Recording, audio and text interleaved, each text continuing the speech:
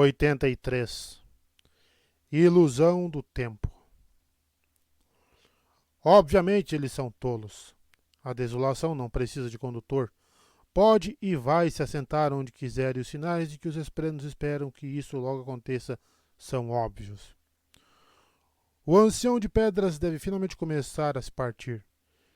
É um milagre que a prosperidade e a paz de um mundo tenham estado à mercê de sua vontade por mais de 4.000 anos. Extraído do diagrama, livro da segunda rotação do teto, padrão 1.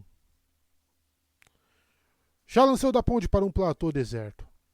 A chuva abafava os sons da guerra, fazendo com que a área parecesse ainda mais isolada. Escuridão feito noite. Chuva feito sussurros. O platô era mais alto do que a maioria, então ela podia ver o centro da cidade da tempestade disposto ao seu redor.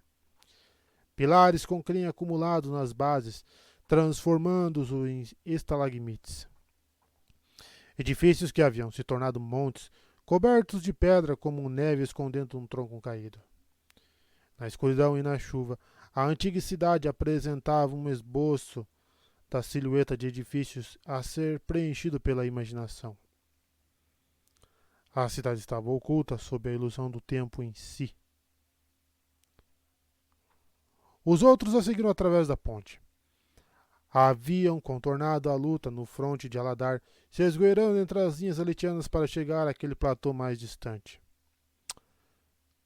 Chegar ali havia levado tempo, já que os carregadores precisavam localizar uma travessia utilizável. Eles tiveram que escalar um declive no platô anexo e posicionar a ponte ali, através do abismo. Como você tem certeza de que este é o lugar certo?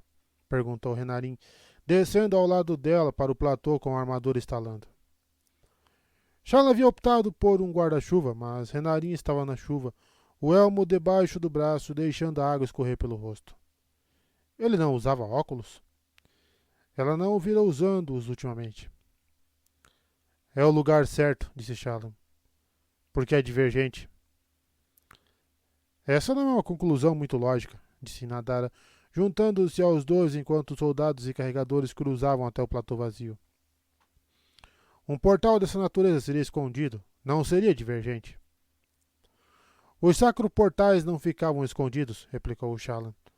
Mas isso não importa. Este platô é um círculo. Muitos são circulares. Não tão circulares, disse Shala, avançando. Agora que estava ali, podia ver exatamente quão irregularmente, bem, regular era o platô. Eu estava procurando por alguma plataforma em um platô, mas não percebi a escala do que eu buscava. Todo este platô é a plataforma sobre o qual repousava o Sacro Portal. Não está vendo? Os outros platôs foram criados por algum tipo de desastre. Eles são irregulares, quebrados. Este lugar, não. Isso é porque ele já estava aqui quando a fragmentação aconteceu. Nos antigos mapas, era uma seção elevada, como um pedestal gigante. Quando as planícies foram quebradas, ele permaneceu assim. Sim, disse Renarin, sentindo. Imagine um prato com um círculo entalhado no centro. Se uma força despedaçasse o prato, ele poderia se quebrar seguindo linhas já enfraquecidas. Deixando um monte de pedaços irregulares, concordou Shala. E com a forma de um círculo. Talvez, disse Nadara.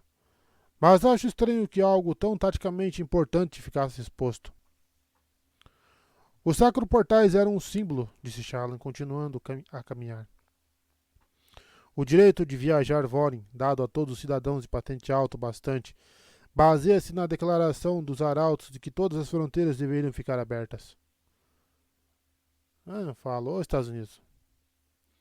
Se você fosse criar um símbolo dessa unidade, um portal que conectasse todos os reinos de prata, onde o colocaria? Escondido em uma sala trancada? Ou em um palco que se elevasse acima da cidade? Ele ficava aqui porque tinham orgulho dele. Seguiram através da chuva e do vento. Havia uma hora sagrada naquele lugar e, honestamente, Isso era parte do motivo que ela sabia que estava certa. Disse Padrão em voz baixa.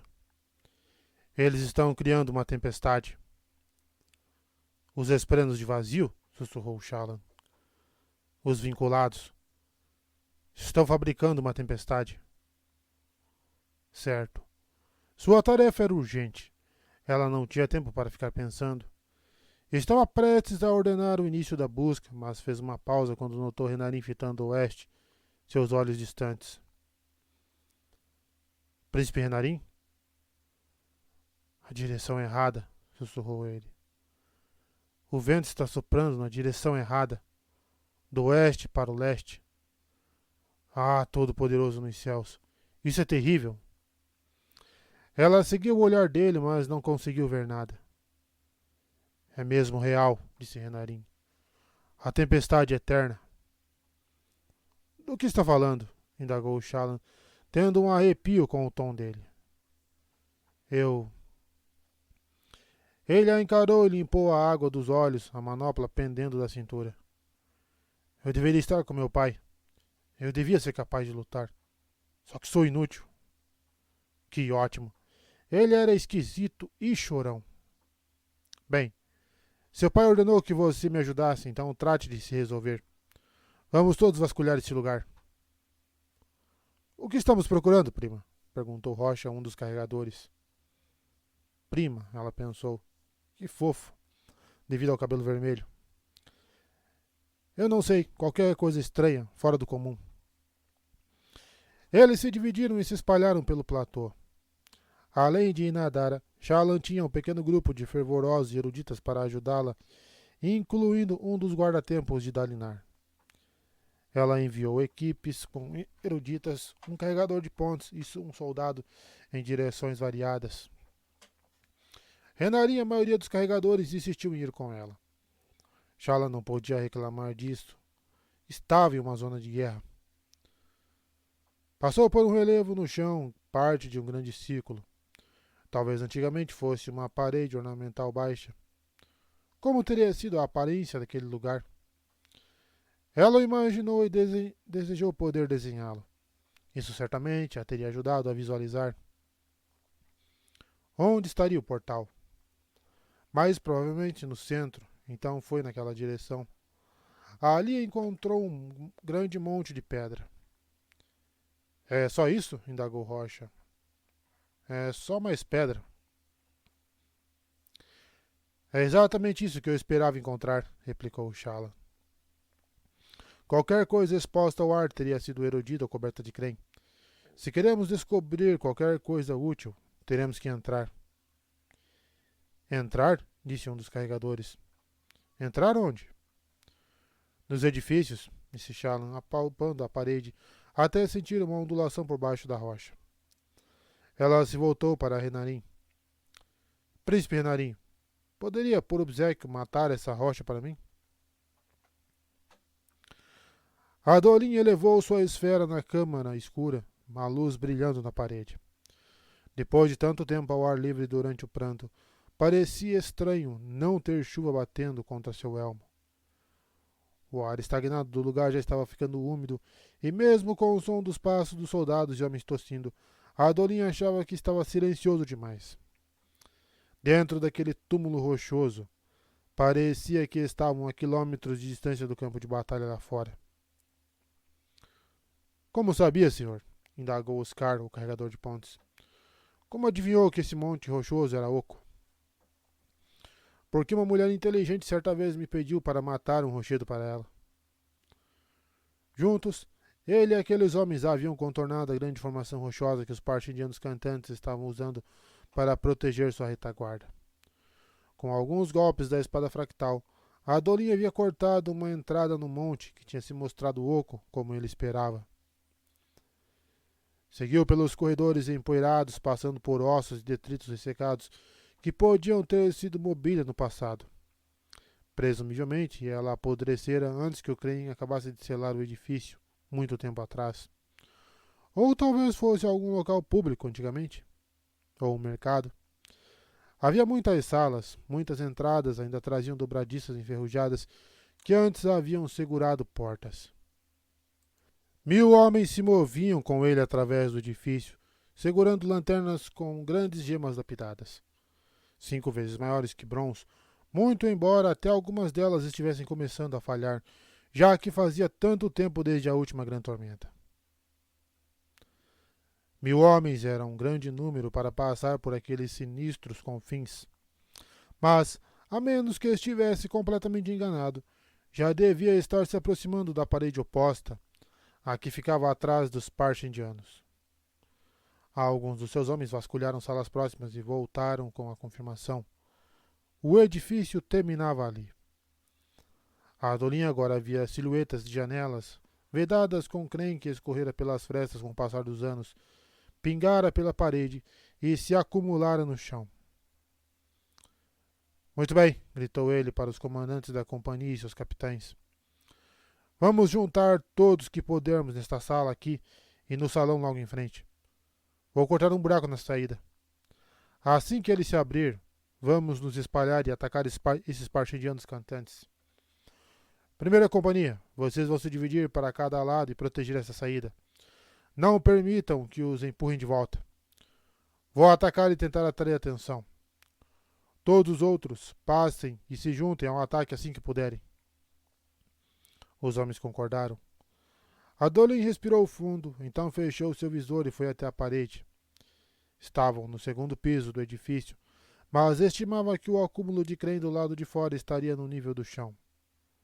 De fato, ouvia um som fraco ecoando do exterior. Vozes cantarolando, ressoando através da parede. Raios! Os Parshendianos estavam bem ali. Ele invocou sua espada e esperou até que os comandantes das companhias relatassem que seus homens estavam a postos. Então fatiou a parede em várias longas tiras. Ele cortou no outro sentido em amplos golpes. Então bateu com o ombro da armadura no local. A parede se quebrou e desabou, blocos de pedra caindo. A chuva voltou com toda a força. Estava a pouco mais de 1 metro do chão e abriu o caminho ansiosamente até as rochas úmidas e lisas. À esquerda, reservas Parshendianas estavam enfileiradas de costas para ele, concentrados no seu cântico. O clamor da batalha era quase inaudível dali, praticamente afogado pelo som sinistro daquele canto inumano. Perfeito. A chuva e a cantoria haviam acobertado o ruído do buraco se abrindo. Adolin fez outro buraco enquanto os homens saíam pelo primeiro trazendo luzes. Ele começou a abrir uma terceira saída, mas ouviu um grito. Um dos Parshendianos finalmente o notara. Era uma fêmea com aquela nova forma. Isso ficava mais óbvio do que antes.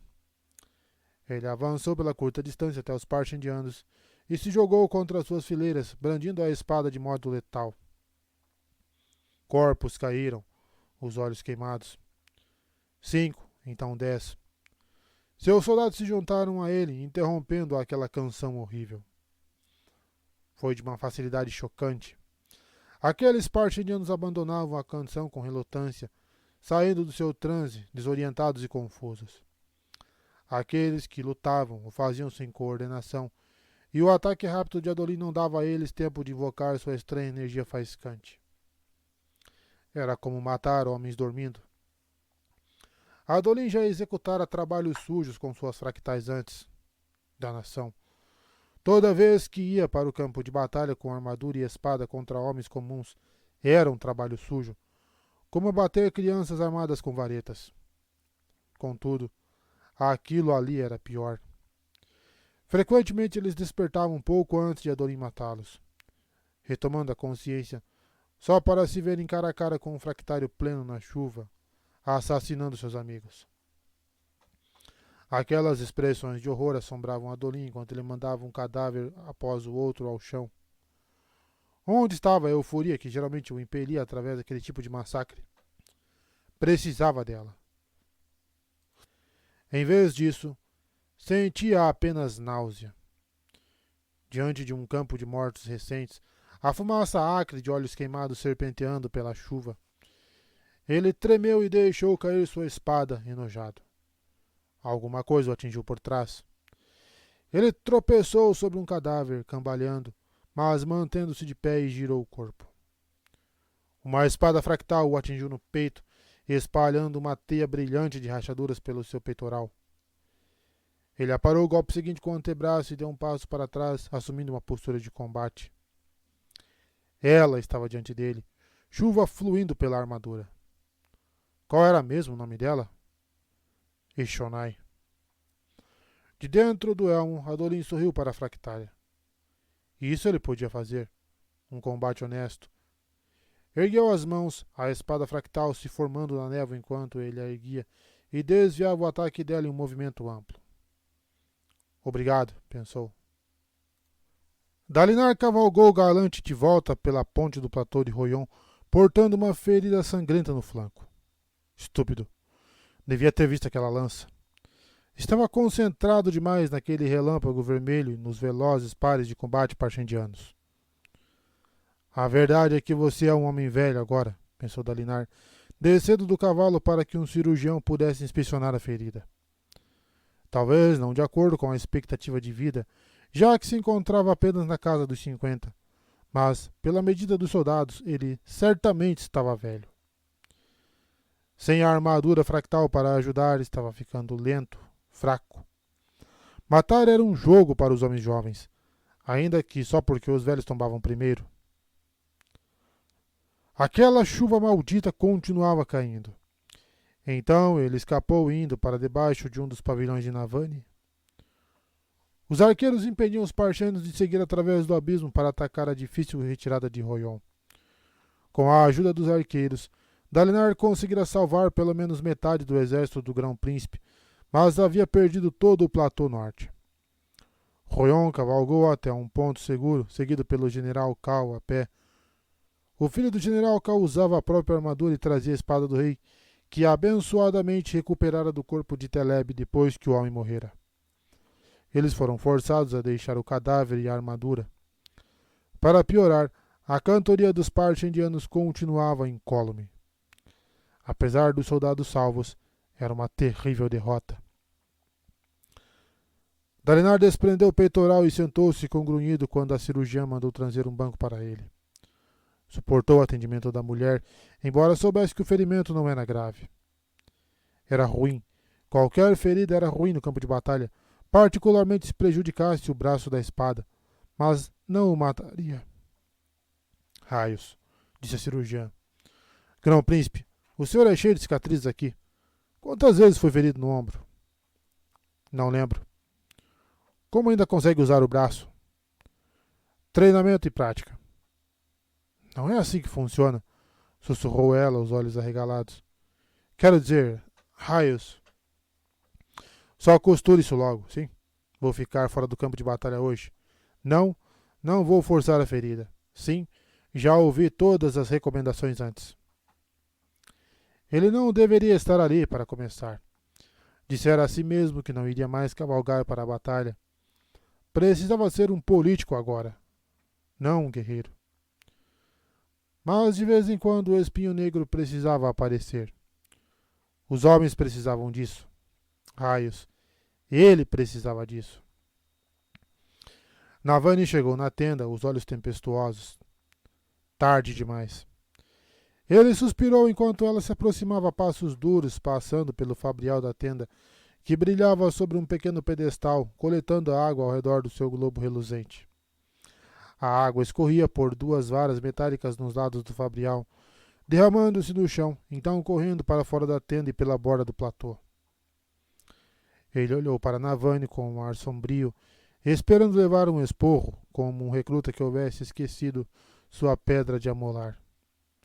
Em vez disso, ela o abraçou pelo lado ileso.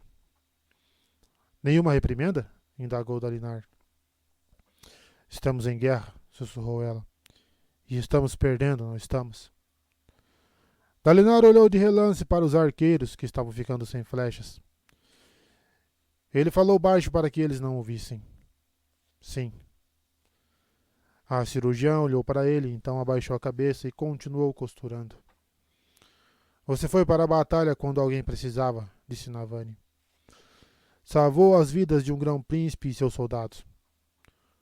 Por que esperou que eu estivesse zangada? Porque você é você. Ele estendeu a mão boa e correu pelos os dedos pelo cabelo dela.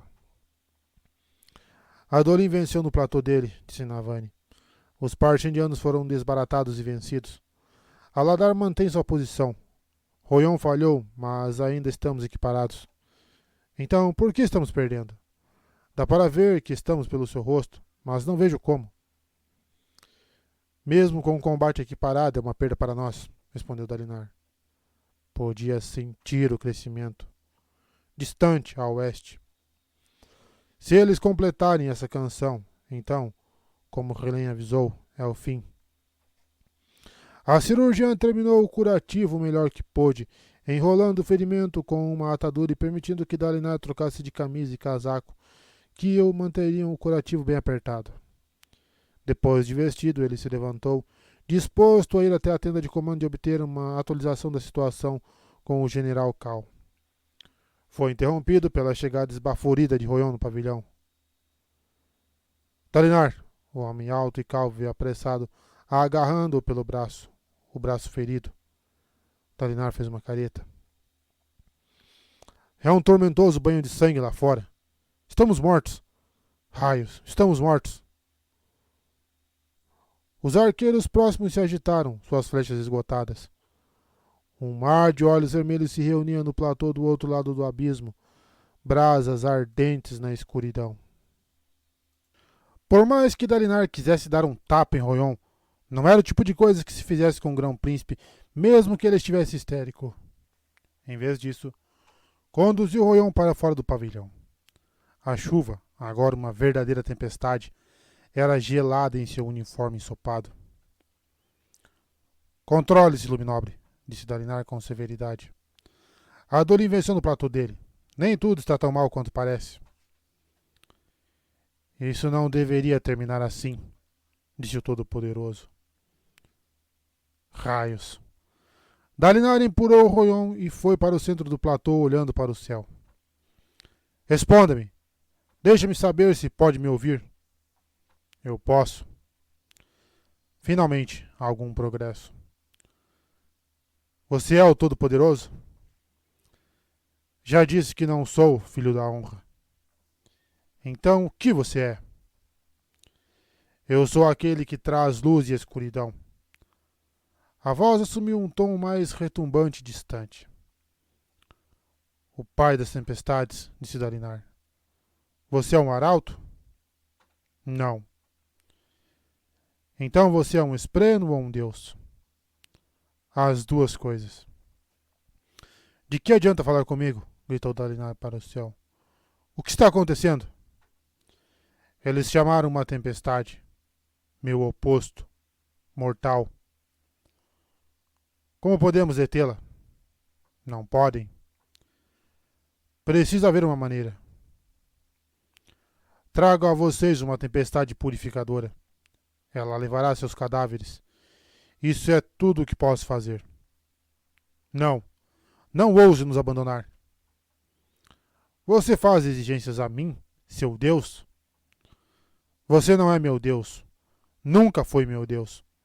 Você é uma sombra, uma mentira.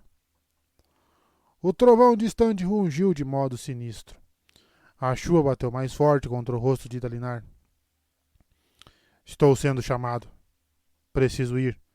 Uma filha me desobedece. Você não receberá mais visões, filhos da honra. Este é o fim. Adeus. Pai das tempestades, berrou Dalinar. Precisa haver um jeito. Eu não vou morrer aqui. Silêncio. Nem mesmo o trovão. Pessoas haviam se reunido ao redor de Dalinar. Soldados, escribas, mensageiras, Royon e Navani.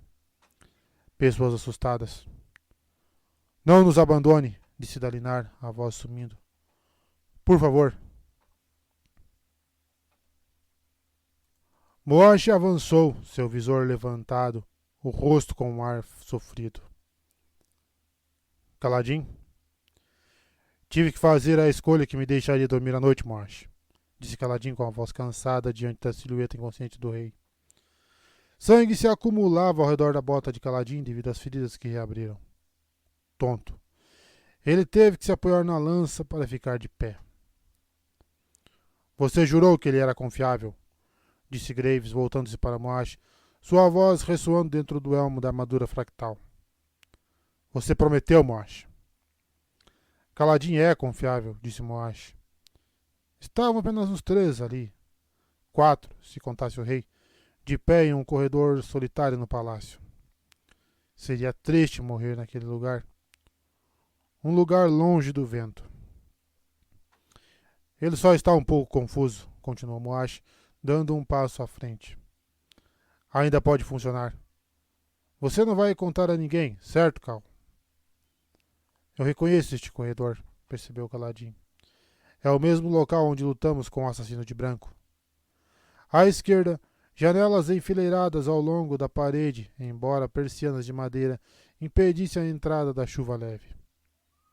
Sim, ali.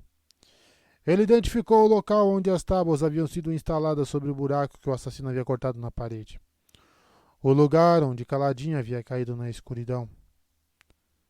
De volta ali. Ele respirou fundo e se firmou da melhor maneira possível na perna boa. Então levantou a lança, a ponta voltada para Moash. Raios, sua perna doía. Cal, o rei está obviamente ferido, disse Moash. Nós seguimos sua trilha de sangue até aqui. Ele já está praticamente morto. Trilha de sangue. Kaladin piscou os olhos cansados. Claro, seus pensamentos estavam lentos. Ele devia ter percebido isso antes.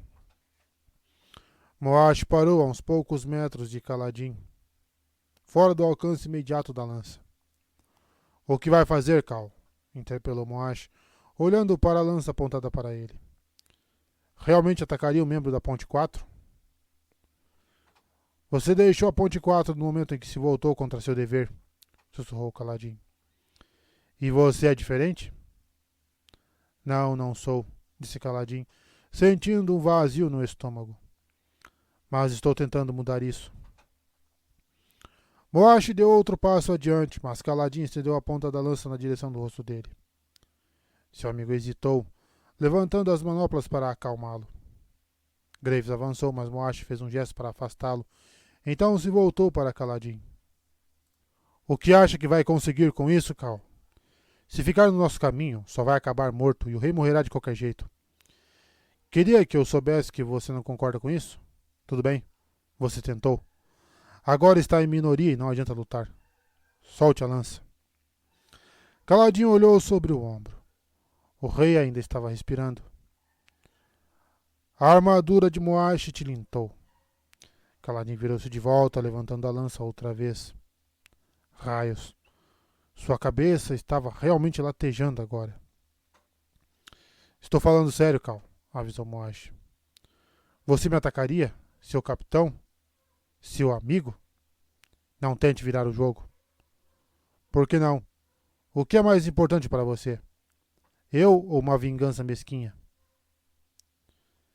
Ele os assassinou, Kaladin, ladrou Moash. Esse arremedo de rei matou a única família que eu tinha. Eu sei. Então por que o está protegendo? Não foi culpa dele. Isso é uma palha... Não foi culpa dele, disse Kaladin. Mas eu estaria aqui mesmo que tivesse sido, Moash. Temos que ser melhores do que isso, você e eu. Não consigo explicar, não perfeitamente. Você precisa confiar em mim. Desista. O rei ainda não viu você ou Graves. Vamos até Dalinar e eu cuidarei para que você consiga justiça contra o homem certo, Roshone, que realmente está por trás da morte dos seus avós. Mas, Moash, nós não vamos ver esse tipo de homens. Nós não vamos ser esse tipo de homens. Assassinatos em corredores escuros, matando um homem bêbado porque o consideramos desagradável, dizendo a nós mesmos que é pelo bem do reino. Se eu for matar um homem, farei isso à luz do dia, e só se não houver outra saída. Moash hesitou. Graves se aproximou tilintando, mas novamente Moash levantou uma das mãos para detê-lo. Moash encontrou o olhar de Kaladin, então sacudiu a cabeça. Sinto muito, Cal. É tarde demais. Você não vai pegá-lo. Eu não vou recuar. Acho que não ia querer que você recuasse. Moshi baixou com força seu visor, as laterais se condensando ao se vendarem.